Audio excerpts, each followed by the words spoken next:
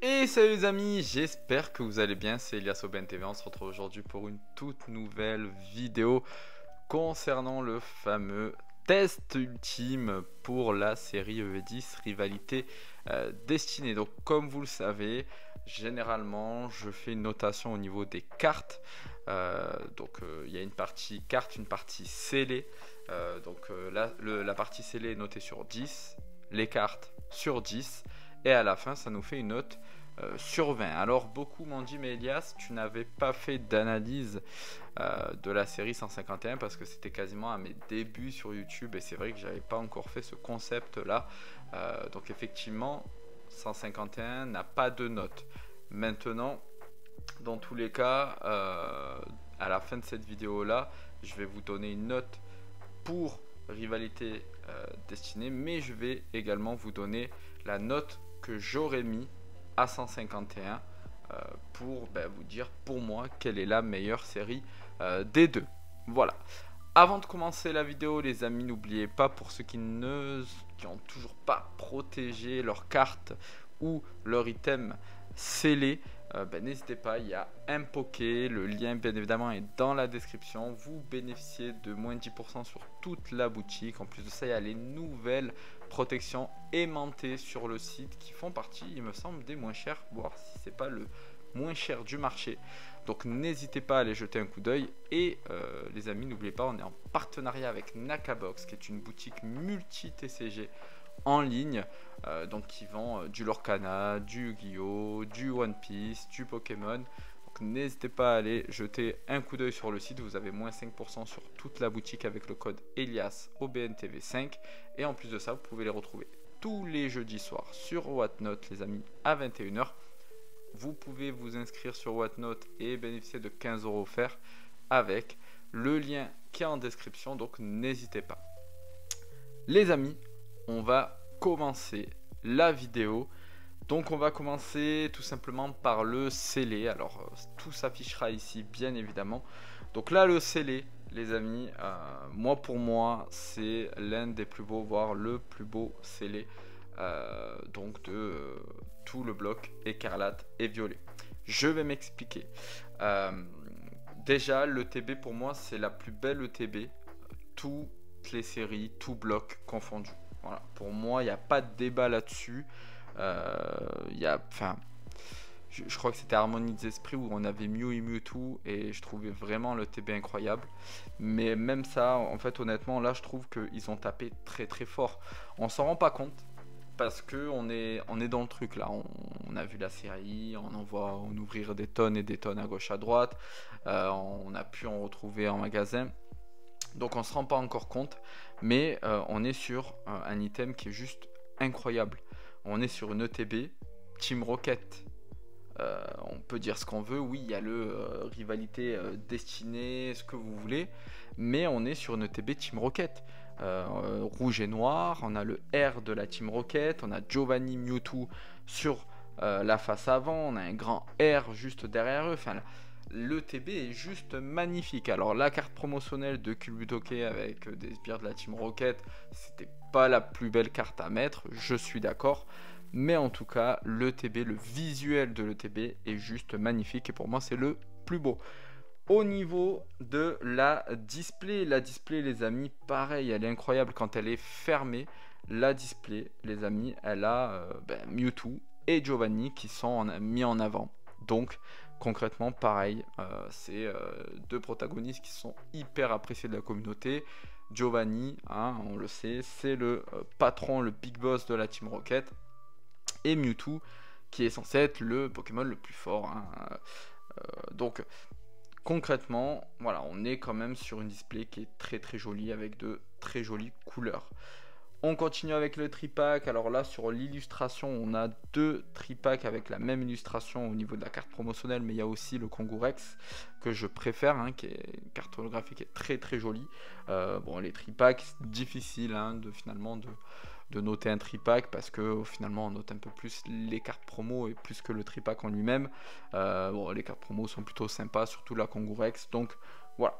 Et puis on a l'artwork des boosters. Alors j'ai pas parlé du kit d'AP, je n'ai pas parlé du bundle parce que que ça soit le bundle Kid AP, on est sur des illustrations similaires finalement au booster, hein, donc voilà, je vais pas forcément m'attarder dessus. Par contre, les artworks des boosters, bah, ils sont juste magnifiques.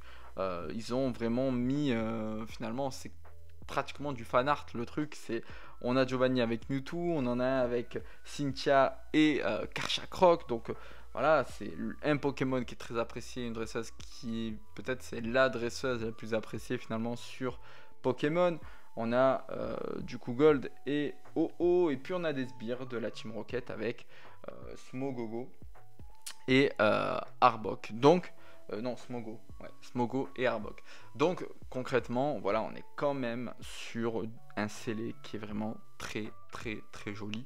Moi, en tout cas, j'apprécie vraiment, et comme je vous l'ai dit, je pense, sans trop me mouiller, que c'est le plus beau scellé du bloc écarlate et violet. Voilà, après. Je sais qu'il y en a qui ne seront pas d'accord, mais pour moi, je trouve qu'on est quand même sur le plus beau scellé du bloc écarlate et violet. Alors, est-ce que je vais mettre un 10 sur 10 Non. Je pense qu'on va être à 9,5 sur 10 pour le scellé. Pourquoi je ne mets pas 10? Pour la simple et bonne raison que la carte promo de l'ETB, je la trouve pas exceptionnelle. Les cartes promo sur le tripack, Kangourex c'est bien, le deuxième, Zebit c'est pas non plus le plus apprécié, donc voilà, c'est... Alors je suis tatillon, hein, parce que le 10 pour moi il faut que ça soit incroyable. Maintenant, on a une ETB qui est juste magnifique, on a l'artwork des boosters qui est plutôt pas mal. Après, je trouve les protagonistes choisis sur l'artwork des boosters vraiment très bien choisis. Par contre, c'est vrai que l'artwork du booster en lui-même, les couleurs, etc., ça fait... moins, enfin, on a le même fond avec juste les protagonistes qui changent, et ça me dérange. Alors je sais que c'est comme ça en temps normal, mais j'aurais voulu quand même un truc un peu à la étincelle déferlante, où on avait quand même derrière un environnement, hein. Je sais pas si je vais en trouver à portée de main, oui j'en ai, mais par exemple si je vous prends Lachos et Lachas, hop, et si je vous mets à côté le Pika, eh ben derrière on n'est pas sur le même bac. Je sais pas si vous voyez, mais voilà. On a vraiment un artwork qui est vraiment travaillé. Et moi c'est ça en fait c'est ça qui me plaît en fait dans les boosters. Donc là c'est vrai que pour le coup on a un fond uni, qui est pareil pour tout le monde, puis il change juste les protagonistes dessus. Donc ça c'est un peu dommage. Donc voilà, donc pour moi 9,5 c'est une très très très jolie note. Mais voilà, pour une très très belle série. On continue les amis, du coup avec les cartes. Donc vous le savez, on commence par les communes, puis les Enco, puis les holographiques, etc. etc. Et à chaque fois, je vais vous mettre les 3 cartes de chaque rareté que je préfère. Alors là, on va commencer avec le premier trio du coup. Donc Caninos, Simularbre et Nidoran. Franchement, pour moi en tout cas, c'est les plus belles communes de cette série. Alors attention, il y en avait énormément. Il y a beaucoup de très très jolies communes. Franchement, je trouve qu'ils ont fait un travail incroyable.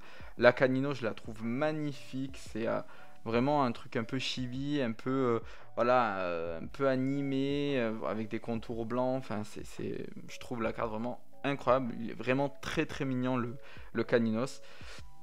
Le Simularbre, franchement, qui est un Pokémon que j'apprécie vraiment, de la deuxième génération. Franchement, le décor magnifique, magnifique, avec les feuilles un peu orange, rouge, la lueur du soleil juste en haut, enfin le rayon de soleil. Franchement, très très jolie carte. En plus de ça, ce qui fait un peu aussi la différence, c'est le petit dresseur. On a Gold qui est juste à côté, et puis le Nidoran de la Team Rocket que je trouve incroyable.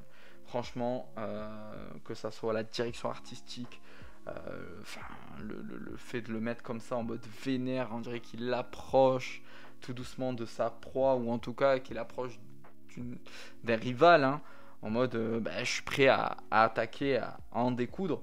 Incroyable. Et puis en plus on a Giovanni juste à côté qui est juste voilà, qui apporte ce petit truc. On va continuer avec le deuxième trio. Donc Scarabrut, les amis, Arcanin et Galopa. Oui, on est là pareil sur des Pokémon que j'apprécie, hein, que j'apprécie fortement grâce à l'animé. Et là, le Scarabrut, il est incroyable. Il est incroyable. On le voit, le Scarabrut de lutte, il est juste magnifique. On dirait qu'il est en pleine attaque. Il y a un sort de tourbillon là autour de lui, des feuilles qui s'envolent. On sent vraiment là, avec son regard, là, il regarde de travers. Tu sais que là, il veut en découdre. Donc franchement, très très jolie carte. Le Arcanin qui est juste majestueux, les amis. Il est majestueux ce Arcanin là, avec des flammes qui sont autour de lui. Enfin, franchement, magnifique. Et le Galopa, les amis, qui est juste magnifique et badass. Pareil, qui est en train de sauter et plein de flammes autour de lui qui l'entourent. Enfin, ouais, je trouve les cartes vraiment très très jolies. On va passer aux holographiques, les amis, avec Typhlosion de lutte, avec Léviator de Ondine et Articodin de la team Rocket. Alors sur les trois, je vous cache pas que pour moi, surtout en main, alors c'est vrai que là en photo on capte pas trop, mais en main, l'Articodin, les amis, elle est juste magnifique. Elle est terrible, l'Articodin, franchement. Elle est vraiment incroyable. Avec cet effet, alors normalement holographique, sombre et rouge, magnifique. Donc ouais, on voit un Articodin finalement qui est plutôt maléfique. Hein, on le voit hein, même dans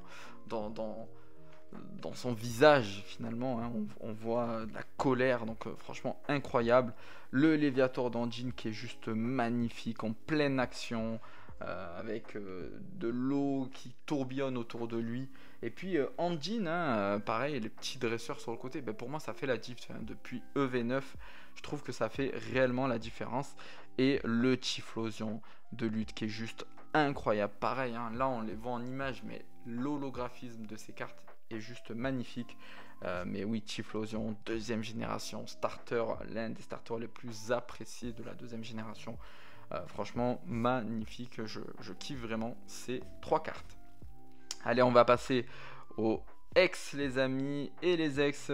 On a OO, on a le Mewtwo de la Team Rocket, et puis on termine avec le Nidoking X de la Team Rocket. Franchement, c'est trois cartes qui sont juste magnifiques.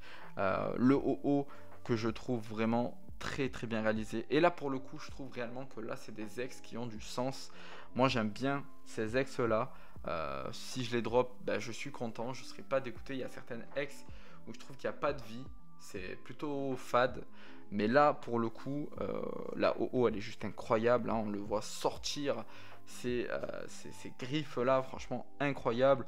On a Mewtwo qui est pour moi la plus belle ex de cette série, hein. Il est magnifique, il est en train de faire une attaque, il parle de boule d'effacement, mais moi je parlerais plutôt d'une attaque balle-ombre, hein. On dirait un peu plus une attaque balle-ombre, mais bon, ils appellent ça boule d'effacement. Le Nidoking qui est incroyable, qui est en pleine action, qui est en train de charger, hein. Donc magnifique. Magnifique, donc les trois cartes là, franchement elles sont juste magnifiques, et je reparle encore de ça, mais le petit dresseur à côté, pour moi ça fait quand même la diff, ça apporte encore quelque chose en plus à ces cartes X. On continue avec les AR, les amis, et là on a été servi parce qu'on en a vraiment de très très jolies, hein, des cartes AR. Il y a franchement de très très belles cartes AR. Alors à savoir, hein, les amis, que au niveau des cartes au niveau des cartes AR, on a quand même des cartes AR qui sont beaucoup mieux sur la série Heatwave Arena que la série Team Rocket. Voilà, concrètement, je trouve que la série Heatwave Arena a quand même de très très jolis AR comparé à Team Rocket, où j'ai eu du mal à trouver des AR qui pouvaient me plaire. Donc là, concrètement, le trio que je vous propose, les amis, je crois que c'est un trio full Heatwave Arena, hein, pour le coup, parce que on a le Galopa, le Typhlosion et le Psychoquack de Ondine. Donc il me semble que c'est trois cartes de la série Heatwave Arena. Donc voilà, ça prouve et ça montre quand même que cette série-là, Team Rocket, pour beaucoup, y compris pour moi, est quand même une déception, hein. Je vous cache pas que la partie Team Rocket, ça a quand même été une petite déception pour moi. Galopa, les amis, je la trouve incroyable. Je pense que c'est la AR que je préfère. Pourquoi? Parce que je trouve qu'elle est vraiment bien mise en avant. On dirait un tableau, finalement. On dirait vraiment un tableau. Franchement, je trouve le dessin incroyable. Donc pour moi, c'est vraiment mon AR préféré. On a la Typhlosion de lutte, les amis, qui est en pleine action avec lutte. Là, ils sont en plein combat, hein, Pokémon. Et franchement, je trouve la direction artistique incroyable sur cette carte-là. Je la trouve vraiment très très jolie. Et pareil, là, on est sur un combo gagnant. Lutte, qui est le personnage principal, l'un des personnages principaux de Earth Goddess of Silver, et on a Typhlosion qui est le starter le plus apprécié de la deuxième génération. Donc concrètement, combo gagnant, et ça, il le montre encore aujourd'hui. Et puis pour terminer, le Psycho Quack de Andine. Moi je trouve cette carte juste incroyable, vraiment. Franchement, je trouve que la DA est très très jolie. Et en plus de ça, voilà, le Psycho Quack un peu en 3D, hein, on a une technique là qui est quand même assez différente des autres, hein. On a un effet un peu 3D, un peu... voilà, c'est très différent du Galopa juste avant où on le voit, on dirait un petit peu peint ou avec, tu vois, avec des crayons un peu dessinés. Alors que là, tout est lisse, tout est clair. Donc voilà, ça a son charme. Allez les amis, on va passer aux 3 full art, les 3 full art préférés. Donc là on a le OO-X de lutte, on a le Mewtwo-X de la Team Rocket bien évidemment, et le Giovanni de la Team Rocket. Oui les amis, j'ai mis un dresseur dans ce top 3 des full art, alors que j'aurais pu mettre d'autres Pokémon également. Mais c'est vrai que le Giovanni de la Team Rocket, je le trouve incroyable. Je trouve, après encore une fois, ce n'est que mon avis, que la full art de Giovanni est plus belle que l'alternative de Giovanni. Donc après, encore une fois, ce n'est que mon avis, mais c'est vrai que là, je trouve la full art incroyable. Et ouais, concrètement, franchement, j'étais obligé de la mettre dans mon top 3. La Mewtwo X, bien évidemment, je la mets. Elle est juste magnifique. Moi, j'aurais kiffé quand même que sur cette full art, ils nous mettent peut-être l'incubateur. Parce que là, il est en mode incubateur un petit peu, hein. Donc c'est vrai que si nous auraient rajouté l'incubateur, je pense que la carte elle serait folle. Et puis la OO-X les amis, qui est pour moi juste magnifique. Je trouve magnifique les couleurs là, les différences de couleurs avec lutte juste derrière. Et on voit les couleurs vives du OO qui sont quand même voilà, qui en imposent pas mal. On a bientôt fini les amis, parce qu'il manque de raretés, hein, les alternatives et les golds, et je pense que c'est ce qui va vous intéresser. Et voici mon top 3 des alternatives sur cette série là. Donc il y aura le OO de lutte, il y aura le Mewtwo de la Team Rocket et le Nidoking de la Team Rocket. Alors attention, je vous vois venir. Elias, tu nous avais dit que le Mewtwo de la Team Rocket, il était pas terrible. Oui, que tu étais déçu, c'est vrai. Sauf que entre temps, je l'ai eu, les amis. Entre temps, je l'ai eu. Le El Famoso, il est là. Il est là, El Famoso. Et quand vous l'avez en main, les amis, vous vous rendez compte que la carte, elle est incroyable. En fait, la texture de cette carte, en fait, en vrai, elle en impose quand même. Et il y en a beaucoup, hein, il y en a beaucoup qui, après avoir eu la carte entre leurs mains, m'ont dit la même chose. M'ont dit que lorsqu'ils regardaient la carte sur internet, etc., bon, ok, c'était cool, mais ils étaient un peu déçus. Mais en main, c'est vrai que la carte est très jolie, donc voilà, j'étais obligé de le mettre dans mon top. On a le Nidoking X alternative, qui est pour moi la plus belle carte de la série, hein, en alternative.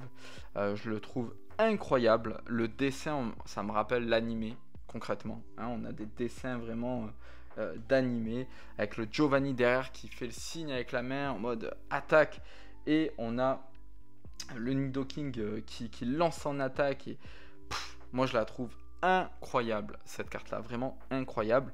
Et le fameux OO que je vais acheter bien évidemment pour l'assembler avec le Lugia alternatif de Tempête Argentée, parce que étant fan de la deuxième génération, il me la faut absolument.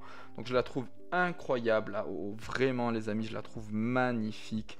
On dirait un peu la même, on va dire la même action, le même scénario qu'on a eu au début lors du premier épisode de Pokémon, avec le OO qui passe au-dessus de Sacha et qui laisse tomber sa plume. Là on est un peu dans le même mood, et franchement je trouve ça incroyable parce que c'était une scène vraiment incroyable et historique de Pokémon. Donc voilà mes 3 alternatives préférées. Et on va terminer les amis avec bien évidemment les 3 golds que je préfère, et vous l'aurez vu et peut-être anticipé, le Mewtwo de la Team Rocket, le OO de Lutte et le Karchakroc de Cynthia. Alors je vous cache pas que Karchakroc c'est pas forcément mon Pokémon, l'un de mes Pokémon préférés. Je suis pas hyper fan de cette génération non plus, mais force est de constater que là en Gold, avec Cynthia derrière qui a quand même un charisme de malade mental, je trouve que la carte est quand même très très jolie.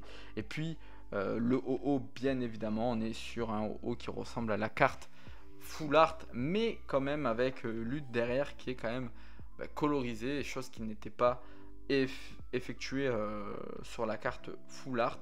Là voilà, lorsqu'on a les vraies couleurs du dresseur, ça rend encore un charme supplémentaire. Et puis par contre les amis, je pense, sans m'avancer de trop, qu'on est aujourd'hui sur la plus belle gold du bloc écarlate et violet.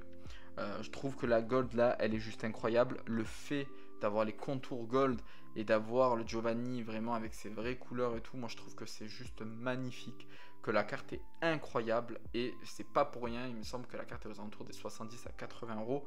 Ce n'est pas pour rien, c'est vraiment parce que on est sur, pour moi, la plus belle gold d'écarlate et violet. Donc voilà, franchement elle est juste magnifique, et pour moi avoir cette carte là, si je la drop, c'est comme si j'ai droppé une alternative. C'est pareil, c'est comme si je droppais la Mewtwo Alt ou la OO Alt. Pour moi elle est du même calibre, pour vous dire que je la trouve incroyable. Donc voilà les amis, mon avis, et je vous ai montré du coup mes cartes préférées. Et concrètement les amis, pour les cartes dans cette série, je mettrai la note de 9 les amis. Oui, un très très joli 9. Je trouve que voilà, la série au complet, on sera sur une note de 18 et demi les amis. C'est la plus grosse note que j'ai mis sur le bloc écarlate et violet. On a du coup 151 que j'ai pas noté, mais honnêtement les amis, pour 151, je ne vous cache pas que là le combat pour moi était très très difficile, mais 151 reste devant. Si je devais donner une note, alors je vais pas vous refaire une analyse par rapport à 151, vous en avez vu tellement, mais pour moi 151, on va être sur une note de 19 sur 20. Voilà, concrètement moi 151 les amis, je serai sur du 9 pour la partie scellée, parce que je trouve quand même que dans la globalité c'est quand même une très très belle, il y a quand même un très très beau scellé, et je serai sur du 10 les amis pour les cartes. Franchement pour moi la série 151 c'est du 10 sur 10 pour les cartes, hein. Donc on va être sur une note de 19 sur 20 pour la série 151. Donc la série 151 gagne de 0,5 points, effectivement, comparé à EV10. Donc, elle reste devant EV10. Mais vous l'aurez compris, EV10 c'est vraiment pas très loin de la série 151. Ils se valent quasiment. Mais pour moi, 151 va rester la plus belle série du bloc EV, concrètement. Donc si vous voulez, je pourrais vous faire un classement de toutes les séries du bloc EV. N'hésitez pas à me le demander en commentaire, mais je pourrais vous le faire. Voilà, pour avoir vraiment tout mon classement de toutes les séries. N'hésitez pas à me demander en commentaire, mais en tout cas, EV10, série exceptionnelle pour moi. On est vraiment sur une série qui est incroyable. De toute façon, pour avoir une note de 18,5, c'est que je la trouve vraiment incroyable cette série-là. Déçu par la partie Team Rocket, je ne vous cache pas par les alternatives, mais par les AR. Les full art sont plutôt cool, mais c'est vrai que les AR, je suis déçu. Voilà, je suis déçu. Je pense qu'ils auraient pu mieux faire sur les AR. Heureusement qu'il y a Heatwave Arena qui est là pour sauver le truc. Voilà les amis, n'hésitez pas à me donner votre avis, à me donner votre note que vous aurez mis pour cette série là. Et puis moi je vous dis à bientôt, c'était Elias OBNTV, ciao ciao.